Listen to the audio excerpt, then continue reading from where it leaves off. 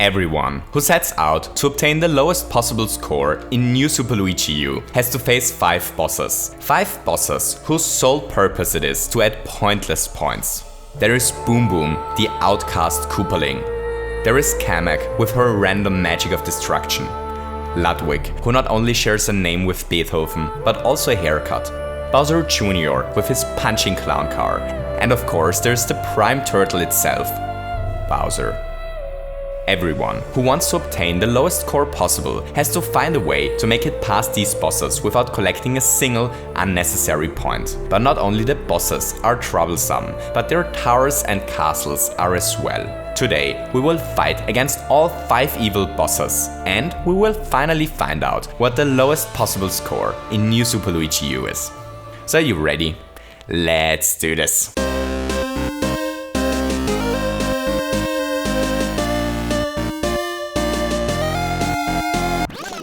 Okay, so far we have investigated all stages but the boss levels. So far our total score is still pretty low, but sadly this score is going to increase drastically today, because there are 5 bosses that are unavoidable, and each one of those bosses adds 8,000 points to the total score. There is nothing we can do against it. Defeating a boss with ground pounds is 8,000 points, defeating a boss with a fire flower is 8,000 points, defeating a boss in a normal way is 8,000 points. Bosses always are 8,000 points. However, we still need to end each boss fight with exactly 1 second left on the timer. That's the real challenge here, because for some reason most of the bosses aren't that cooperative when we try to end them at the precise time. But let's start at the beginning. The first boss on our route is luckily the easiest one to defeat. It's Boomboom in Stone Snake Tower. Stone Snake Tower itself is trivial. The only thing we have to be careful with here is not to collect any coins in this part. And then we have to wait in front of the boss door until the timer is close to expiring. We do this because we don't want to be inside the boss room for any longer than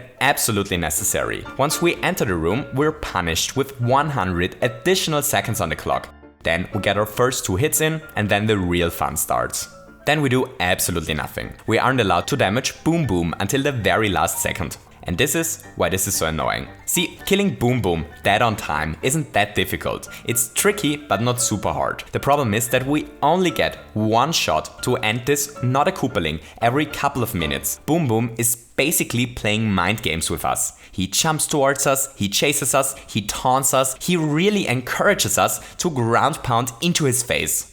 But we need to stay strong here. No matter how tempting it might be to kill this turtle early, we have to remember, Boomboom is teasing us because he's completely aware of what we're trying to do.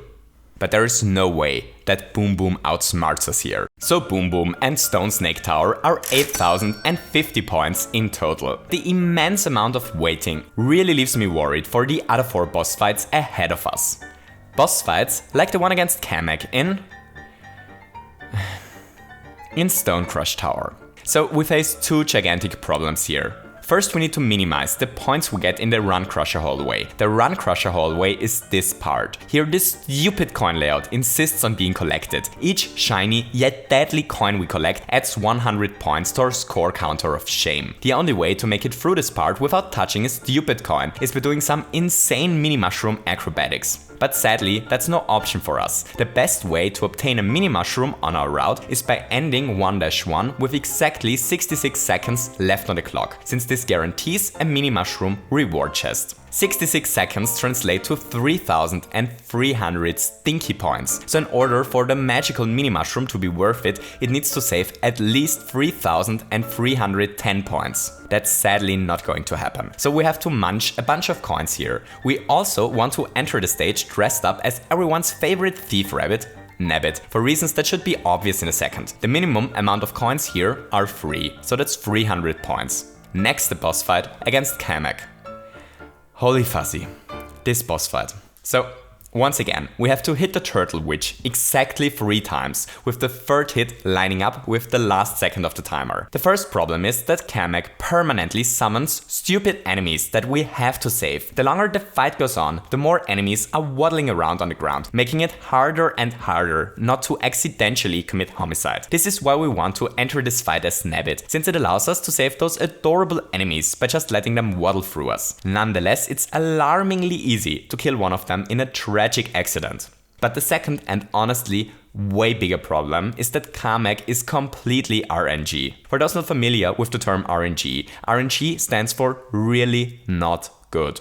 Though some people prefer to translate it to random number generated. It means that something in a game is based on randomness or on luck, and that the skill of a player has no influence on its outcome. The more RNG there is, the more really not good it becomes. And holy fuzzy, the fight against Kamek is really not good. The problem is that she's only vulnerable for short moments during the fight. Our horrific turtle witch often drops down all the blocks on screen, only to resummon them. This tedious procedure takes almost 10 seconds from start to finish, and during this whole duration it's not possible to give Kamek the headbutt she objectively deserves. Then she teleports a random amount of times between the blocks before she drops blocks down again. The only time it is possible to damage her is in between these random teleports. The location she teleports to is random, and often it's so far away from us that it is impossible to hit her in time. To make things even worse, this whole teleporting phase often only lasts a couple of seconds, and there is no way to manipulate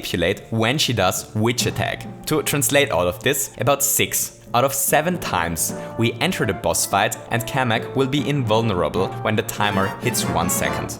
6 out of 7 times we wait for 200 seconds and never even have a chance to end the fight with the lowest score.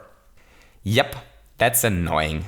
It's really horrible, and it's the reason why I'm doubtful that we're ever going to see a full run of the lowest possible score. Most of the runs would already be dead without knowing it in level 1-1 because of Kamek RNG. So to be honest, I have never before been so close to surrender during a challenge. Each try takes about 4 minutes, and only one out of many tries has the potential to succeed. So we have to sit here and wait for about half an hour before we even get a chance to end the fight. And then something goes wrong and we're back to waiting for another half an hour. There is almost no skill involved. It has nothing to do with playing Mario. It's just a game of waiting and of luck. So I tried this for the better part of a whole day while watching some of Game Jam's awesome videos in the background to keep me mentally stable, but I didn't get it. The next day I tried it again and I failed and failed. So I know what most of you are probably thinking. I'm now telling you how hard getting this fight is and how often I failed, only to then show you how we succeed. Well, yeah, basically. Because after many hours of stupid grinding, I finally got it. Hooray! This fight is such a nightmare. But we got it. So that's Stone Crush Tower, my officially favorite stage, and it's 8,350 points. That's 2 out of the 5 bosses down. Next stop, Ludwig's Block Press Castle. Luckily, the Block Press Castle features no huge problems. We entered the level once again dressed up as a rabbit, in order to make our lives a bit easier. The only problematic part is to dodge a couple of coins here while wall jumping on the moving wall in this section. That's it. And then we enter the boss fight and immediately something good happens. We get the additional time when entering the boss door. But the boss fight itself only starts as soon as we enter this cannon that shoots our favorite rabbit cosplayer into the flying ship. This means that we're able to wait in front of this cannon for as long as we want to. And that allows us to actually choose at which time we want to start the fight, which is incredibly important for a single reason. Because while Kamek is a stupid, dumb and completely randomized witch, Ludwig is a majestic and thoughtful encounter, because the fight against Ludwig is predetermined. So what do I mean by predetermined? Well, if we always do the same, then the fight always plays out the exact same way, which removes all the stupid, really not good we had to deal with during the Kamek fight and makes this fight super simple. All that we have to do is to wait for the timer to hit exactly 50 seconds. And then to start the fight. Because if there are 50 seconds on the clock when we start the fight, then we end the fight at exactly 1 second. As long as we always immediately hit this awesome Koopaling as soon as he leaves his beautiful shell. Hooray! This adds another unavoidable 8,050 points to our total score counter. And luckily it wasn't too complicated. Thank you, Ludwig. You're now officially my new favorite Koopaling. I don't even mind your haircut anymore. Next, the boss fight against Bowser Jr. in the airship. First the level. This stage is the second stage on our route that is inhabited with ninja points. Because just like in Parabeetle Parade, the score counter explodes here without any warning and without us doing anything. Once again, destroyed brick blocks are the problem. It's the gigantic robotic Bowser hand emerging from the sky that destroys those poor brick blocks out of sight, which is what's causing this little point mishap. So before we talk about how to minimize these points, just a quick rant. Brick blocks are inconsistent. Bullet bills off screen destroy brick blocks, we get points. Fireball on site destroys brick blocks, no points. Gigantic cheap jump swallows blocks, points. Gigantic spike ball destroys brick blocks, no points. Bowser hand destroys blocks, points. Seriously, how is anyone supposed to know which source of brick block destruction causes points? Nintendo, get your brick block scoring system consistent. I don't mean to sound like a brick or anything, but it's really annoying. Anyway, the Bowser hand always comes down at the exact same times. First, the evil hand destroys 2 question blocks, and then this gigantic set of brick blocks gets destroyed after about 17 seconds. The 2 destroyed question blocks are 20 points. Nothing we can do against it. The huge brick block cluster is worth 240 points. Don't ask me why it's worth 240 points, there are clearly more than 24 blocks here, but as I said, Nintendo has its brick block scoring not quite figured out yet. So this raises a huge question. Is it possible to save the brick blocks? The thing is the following. The hand always comes down when the timer is at about 83 seconds. We're basically on a 17-second brick block smashing timer as soon as the stage starts. At first glance, it appears to be impossible to reach the exit pipe in time, while not collecting any other points. But then I remembered something I always forget about the game. It's possible to play the game on a Wii remote. I usually never play on the Wii remote because the Wii remote D-pad is ridiculously tiny in comparison to my thumb. But if we're actually willing to torture our thumbs for a moment, then we get a couple of new options. If we touch the gamepad while playing with the Wii remote, then we're able to place blocks we can walk on everywhere in the game. So what we have to do is to enter the stage, switch the controls over to a Wii remote and fly below all the challenges in the stage, while quickly resetting our jump by placing blocks below us. These blocks sadly puke coins, but if we're really fast, we're able to dodge them before they become pick-uppable. Pick-uppable? Pick-uppable?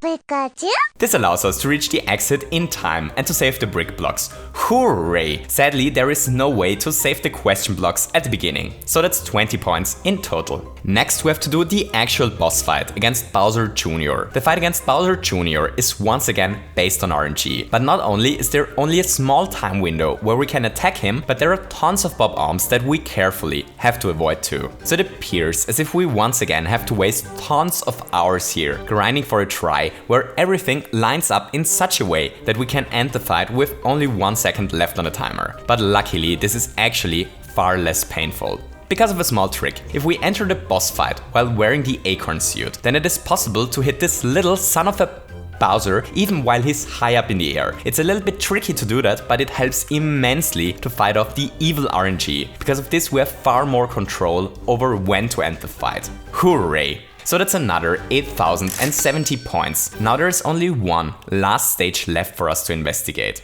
Sadly, this one is really expensive. First, we have to defeat Bowser not once, but twice in this stage. The first encounter is punished with 4000 points and the second encounter is 16,000 points. Nintendo made the brilliant decision that each hit during the final boss fight is double the amount of boss points. So this level is really expensive. That's super dumb, but there is literally nothing we can do against it. The minimum points here are 20,050. The other problem here is that the game adds 250 seconds to the timer as soon as we enter the boss door in order to troll us. This means that the waiting time here is basically doubled. Luckily, we don't have to survive for several minutes during the fight, since it is possible to wait here before starting the boss encounter. It's also kind of funny, since Peach is up there, locked up in her prison tower, and she's able to see us while we do nothing for minutes. But don't worry, Peach, saving you is still our second topmost priority. The fight itself isn't too difficult. We defeat Bowser by ground pounding him with the clown car. This means we are able to fly up there and to get in position to land our final inputs just in time. There are a couple of things that can screw us over though. First, Bowser Jr. sometimes randomly decides that he wants his clown car back and ninja jumps towards us. Second, Bowser has a couple of attacks that are nasty to dodge. It takes about 6 minutes from the start of the stage until we get a chance to end it because of the nasty additional timer points. So if we only fail this 10 times, that's an hour